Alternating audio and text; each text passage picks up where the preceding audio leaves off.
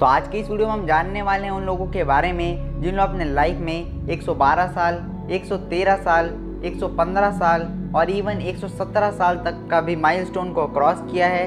तो आज की इस वीडियो में हम जानेंगे कि उन लोग अपने लाइफ में कौन से डाइट को फॉलो करते थे और उसके साथ साथ उन लोग अपने लाइफ में कौन कौन सी एक्सरसाइजेस करते थे जिनके कारण उन्होंने इतने लंबे जीते थे। तो आज की इस वीडियो में हम इसी दो टॉपिक को कवर करेंगे। तो चलिए इस वीडियो को शुरू करते हैं। सबसे पहला टॉपिक हमारा ये है कि what's the world longest living person eat and drink. World health organisation WHO के हिसाब से पूरी दुनिया में सबसे ज़्यादा एवरेज लाइफ एक्सपेक्टेंसी जापान की है, यानी कि जापान के लोग अपने लाइफ में सबसे ज़्यादा उम्र तक जीते हैं। एक रिसर्च में पाया गया है कि वहाँ के एक एवरेज मैन 85 ईयर्स तक जीता है, जबकि वहाँ की एक एवरेज वुमेन 85.7 ईयर्स तक जीती है। और वहाँ के हर 1 मिलियन लोगों में से 520 लोग सेंचुरियंस होते हैं, यानी हर 10 लाख लोग में से 520 लोग अपने 100 ईयर्स को क्रॉस कर चुके रहते हैं। उसके अलावा पूरे जापान में ओकिनावा आइलैंड एक ऐसा जगह है जहाँ की एवरेज लाइफ एक्सपेक्टेंसी पूरे जापान में सबसे ज़्यादा है,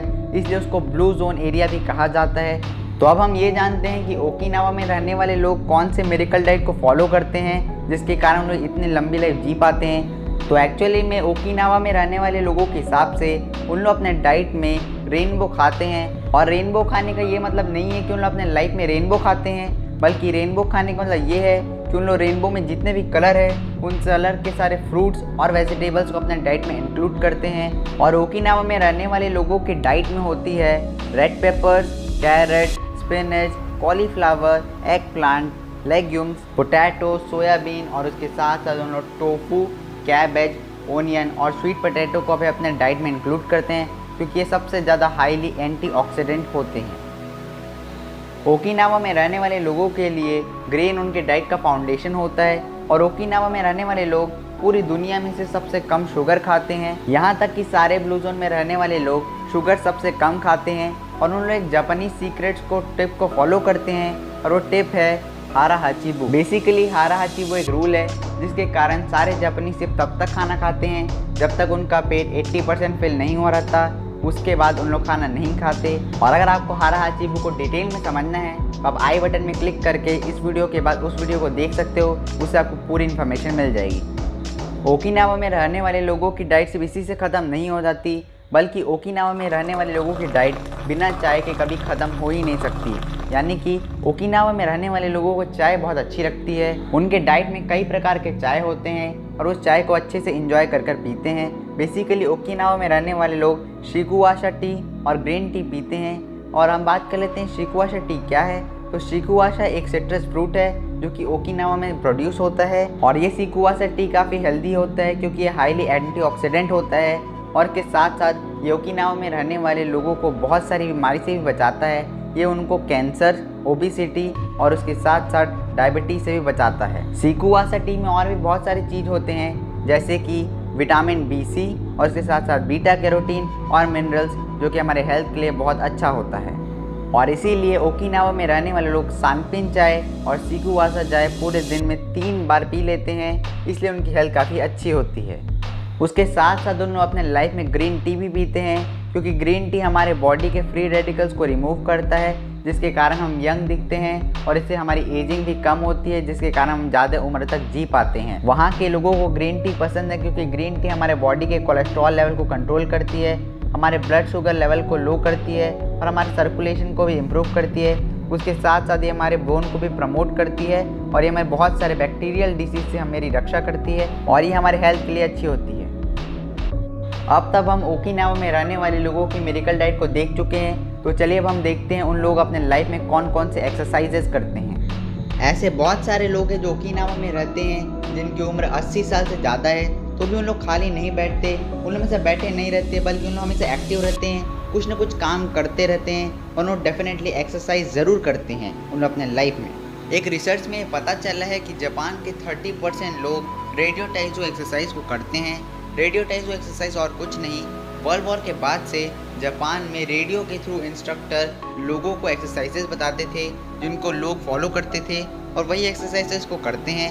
और आज लोग रेडियो के जगह टेलीफोन या मोबाइल से उस एक्सरसाइजेस को करते हैं, यानी कि वो रेडियो एक्सरसाइजेस को आज भी अभी भी करते हैं।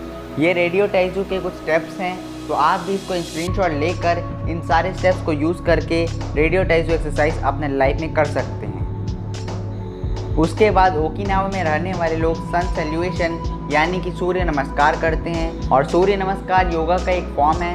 योगा की शुरुआत भारत इंडिया में हुई थी, जो आज पूरे दुनिया उस योगा का इस्तेमाल कर रही है अपने हेल्थ को इम्प्रूव करने के लिए। और ये सारे सूर्य नमस्कार के 12 स्टेप्स हैं, तो आप इस वीडियो को देख लीजिए और इन सारे स्टेप्स को आप भी अपने लाइफ में अप्लाई करके रोज़ सन सैल्यूएशन कीजिए। इससे आपको डेफिनेटली बेनिफिट मिलेगा और आप अपने लाइफ में अपनी एज को बढ़ा पाएंगे और लंबी उम्र तक जी पाएंगे। इससे आपको डेफिनेटली हेल्प मिलेगा। सन सैल्यूएशन के अलावा ओकिनावा में रहने वाले लोग मार्शल आर्ट के एक फॉर्म टाई चाई का भी प्रैक्टिस करते हैं। और टाई चाई की ये कुछ स्टेप्स है जिसको आप स्क्रीनशॉट ले सकते हैं और इसको अपने लाइफ में आप कर सकते हो। इससे आपके बॉडी को हेल्प मिलेगी और आप अच्छे तरीके से अपने लाइफ को जी पाओगे।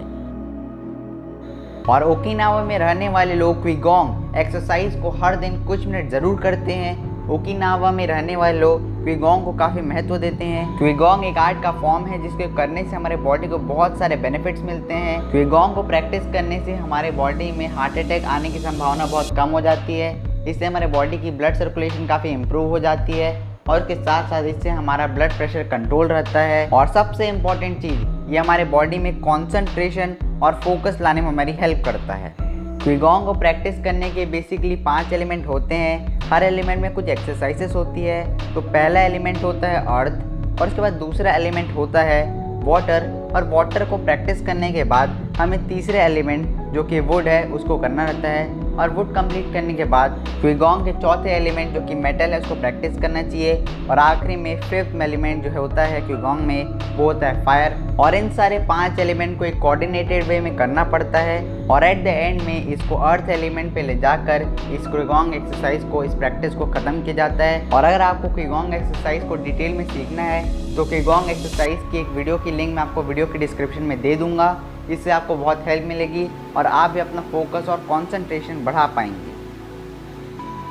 और बेसिकली ये वीडियो इकिगाई बुक पे बेस्ड है, तो ऐसा तो हो नहीं सकता कि इस वीडियो में हम लॉन्गेविटी पे बात नहीं करेंगे। तो अभी हम बात करते हैं लॉन्गेविटी की, क्योंकि इस बुक के ऑथर ने बहुत सारे रिसर्चेस कंडक्ट कराई थी पूरे वर्ल्ड में, जिसमें बहुत सारे कंट्रीज़ पर रिसर्च हुई थी। और बेसिकली उनमें से मैक्सिमम ब्लू जोन एरिया थे, जिसके कारण पूरे वर्ल्ड में रिसर्च कराने के कारण वो सबसे ज़्यादा अच्छे रिसर्च कर पाए। जिसमें मैक्सिमम लोग ने तो गिनीज वर्ल्ड रिकॉर्ड होल्डर है, यानी वो लोग इतने ज़्यादा ही साल तक जिए हैं कि लोग गिनीज वर्ल्ड रिकॉर्ड होल्डर है। तो उन लोग की लाइफ कुछ ऐसी रहती थी कि उन लोग कभी खाली नहीं बैठते थे, उन लोग में से एक्टिव रहते थे। उन लोग जो काम में पैशनेट है हमेशा वो काम करते रहते थे, यही उनका एक सबसे बड़ा सीक्रेट है। उसके अलावा उन लोग अपने लाइफ में एक हेल्दी रिलेशनशिप बना के रखते थे अपनी कम्युनिटी के साथ। ओकिनावा में रहने वाले लोग एक अच्छी कम्युनिटी बनाते थे जिसको उन लोग मो कहते थे। उसके बाद वो सारे कम्युनिटी में जितने भी मेंबर्स हैं उन लोग एक साथ अपने लाइफ को एंजॉय करते थे, हंसते थे और अच्छी तरीके से लाइफ को जीते थे, खेल खेलते थे और मज़े करते थे। और इस तरीके से उन लोग हमेशा हेल्दी और फिट रहते थे। उन लोगों के हिसाब से जितना उन लोग के लिए फिजिकल हेल्थ ज़रूरी है उतने उन लोग के लिए मेंटल हेल्थ भी ज़रूरी है, इसलिए उन लोग मेंटल हेल्थ के लिए भी अच्छे खासे एक्शन लेते हैं। और उन लोग अपने लाइफ में हारा हाचिबू रूल को फॉलो करते हैं। हारा हाचिबू रूल के बारे में मैंने पहले इस वीडियो में बता दिया है, तो उस रूल को इन लोग डेफिनेटली फॉलो करते हैं अपने लाइफ में। और उसके अलावा उन लोग जो कम्युनिटी बनाते हैं उसमें बहुत सारे गेम्स खेलते हैं, इसलिए काफ़ी एक्टिव रहते हैं, गेम्स में काफ़ी मज़े करते हैं और ये एक सीक्रेट है। और उन लोग बर्थडे पार्टीज़ में बहुत जाते हैं, उन लोग बर्थडे पार्टीज़ को बहुत इंजॉय करते हैं, अच्छे तरीके से सेलिब्रेट करते हैं, सब लोग मिल के बहुत डांस करते हैं बर्थडे पार्टी में और उस दिन को खुशी से जीते हैं, जिसके कारण उनका मेंटल हेल्थ भी अच्छा रहता है। और उन लोगों को रिलैक्स करने का सही तरीका पता होता है, जिसके कारण उन लोग मेंटल और फिजिकल हेल्थ दोनों को एक साथ ही कंट्रोल कर पाते हैं और इम्प्रूव कर पाते हैं। तो बेसिकली उन लोग अपने डेली रूटीन में सब चीज़ को इम्प्लीमेंट करते हैं, इसलिए उन लोग इतने लंबे जी पाते हैं, इतने अच्छे हेल्दी रह पाते हैं। लेकिन एक चीज़ हमेशा ज़रूर करते हैं और वो ये सबसे इम्पॉर्टेंट चीज़ है उन लोग के लिए, और वो चीज़ ये है कि उन लोग अपने लाइफ में टेंशन नहीं लेते।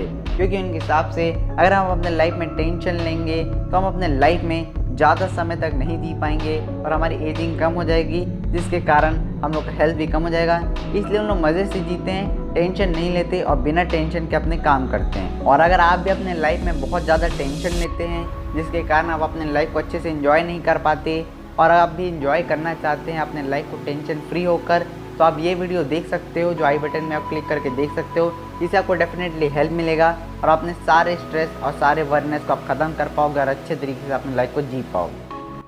उसी के साथ साथ अगर आपको ये वीडियो अच्छा लगा तो लाइक कीजिए, अगर आप इस चैनल पर नए हो तो सब्सक्राइब कीजिए। उसी के साथ साथ बेल नोटिफिकेशन को दबा दीजिए ताकि आपको ऐसी वीडियो की नोटिफिकेशन मिलती रहे।